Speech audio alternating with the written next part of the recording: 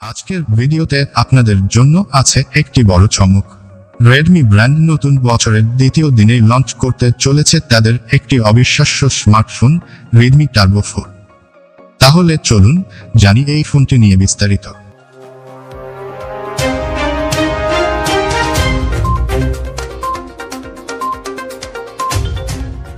Redmi turbo 4 এর সবচেয়ে আকর্ষণীয় ফিচার এর 6500 mAh এর বিশাল ব্যাটারি।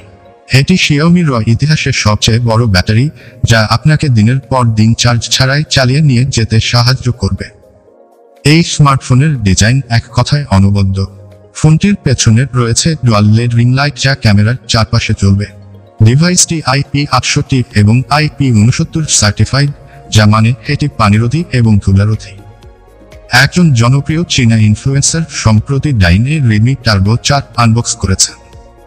ফোনটির পরিষ্কার প্রান্ত এবং 2.5D স্ক্রিন ডিজাইন দেখে মনে হচ্ছে এটি সত্যি প্রিমিয়াম ফিল দিবে।